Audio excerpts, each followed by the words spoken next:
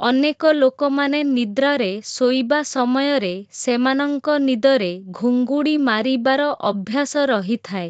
ନାକ ଏବଂ ପାଟି ଯେତେବେଳେ ଉପରକୁ ରହିଥାଏ ସେହି ସମୟରେ ହିଁ ଘୁଙ୍ଗୁଡ଼ି ହୋଇଥାଏ।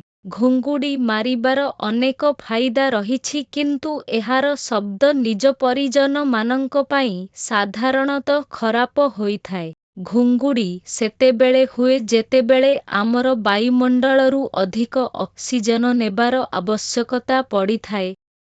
ସାଧାରଣତଃ ଅଧିକ ପରିଶ୍ରମ କରୁଥିବା ବ୍ୟକ୍ତିମାନେ ଅଧିକ ଘୁଙ୍ଗୁଡ଼ି ନେଇଥାନ୍ତି। ତାଙ୍କ ପରିଜନମାନଙ୍କ ପାଇଁ ଶୋଇବା ସମୟରେ ଏହି ଘୁଙ୍ଗୁଡ଼ିର ଶବ୍ଦ ଗୋଟିଏ ସମସ୍ୟା ବୋଲି ମନେ ହୁଏ। କିପରି ଶୋଇବା ସମୟରେ ଘୁଙ୍ଗୁଡ଼ିକୁ ବନ୍ଦ କରିବେ ତଥା ଏକ ଘରୋଇ ଉପାୟ ଯେଉଁଥିରେ ଆପଣ ନିଜ ଘୁଙ୍ଗୁଡ଼ି ସମସ୍ୟାକୁ ଦୂର କରିପାରିବେ। ଯଦି ଆପଣ ଘୁଙ୍ଗୁଡ଼ି ମାରୁଛନ୍ତି ତେବେ ଏଥିପାଇଁ ଲୋକଙ୍କ ଆଗରେ ଲଜ୍ଜା ଅନୁଭବ କରିବାକୁ ପଡ଼େ। ଘୁଙ୍ଗୁଡ଼ି ପାଇଁ ଆପଣଙ୍କ ସାଥୀ ଆପଣଙ୍କ ଉପରେ ବିରକ୍ତ ହୁଅନ୍ତି। ତେବେ ଏନେଇ ଆଉ ଚିନ୍ତା କରିବାର ନାହିଁ। ଆପଣ ନିଜ ରୋଷେଇ ଘରେ ଥିବା ଔଷଧକୁ ବ୍ୟବହାର କରିପାରିବେ। ଏହି ଘରୋଇ ଉପାୟରେ ଆପଣ ଘୁଙ୍ଗୁଡ଼ିରୁ ମୁକ୍ତି ପାଇପାରିବେ। ଏକ କପ ଉଷୁମ ପାଣିରେ 1 ଚାମଚ ହଳଦୀ ଓ 1 ଚାମଚ ମହୁ ପକାଇ ଭଲରେ ମିଶାନ୍ତୁ।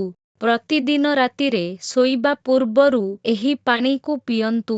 ଏମିତି କିଛି ଦିନ କରିବା ପରେ ଆପଣଙ୍କୁ କିଛି ଦିନ ମଧ୍ୟରେ ଏହି ସମସ୍ୟାରୁ ମୁକ୍ତି ମିଳିବ। ଏହା ସହ ପ୍ରତିଦିନ ଅଳ୍ପ ଉଷୁମ ପାଣିରେ ଅଳେଇଚ ପାଉଡର ମିଶାଇ ପିଅନ୍ତୁ। ପ୍ରତିଦିନ ଏପରି କରିବା ଦ୍ୱାରା ଘୁଙ୍ଗୁଡ଼ି ସମସ୍ୟା ଦୂର ହୁଏ। 3. ପ୍ରତିଦିନ ଶୋଇବା ପୂର୍ବରୁ ହଳଦୀ ମିଶା କ୍ଷୀର ପିଅନ୍ତୁ ଓ ଘୁଙ୍ଗୁଡ଼ିରୁ ରକ୍ଷା ପାଆନ୍ତୁ।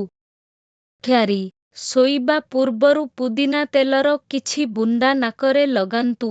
ଏପରି କରିବା ଦ୍ୱାରା ଘୁଙ୍ଗୁଡ଼ି ସମସ୍ୟାରୁ ରକ୍ଷା ମିଳେ। ଏହି ସବୁ ସାଧାରଣ ଉପାୟକୁ ପ୍ରୟୋଗ କରି ଆପଣ ଘୁଙ୍ଗୁଡ଼ି ସମସ୍ୟାରୁ ମୁକ୍ତି ପାଇପାରିବେ।